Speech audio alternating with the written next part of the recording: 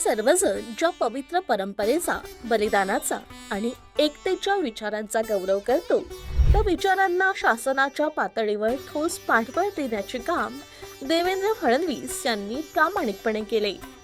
350व्या शहादत वर्षानिमित्त हिंद दी चादर या राज्यस्तरीय कार्यक्रमासाठी महाराष्ट्र सरकारने 94.35 कोटींचा निधी मंजूर केला असून त्या माध्यमातून गुरु तेग बहादूर साहिबजी यांच्या बलिदानाचे स्मरण तसेच शैक्षणिक, सांस्कृतिक व ऐतिहासिक उपक्रम राबवले जात आहे. त्याचबरोबर राज्याच्या शैक्षणिक अभ्यासक्रमात शीख शहादत हा ऐच्छिक विषय समाविष्ट करण्यात आला असून मुंबई विद्यापीठाच्या मार्गदर्शनाखाली तयार झालेल्या या अभ्यासक्रमामुळे विद्यार्थ्यांना इतिहास, धर्मनिरपेक्षता आणि राष्ट्रीय एकात्मतेची मूल्ये समजणार आहेत.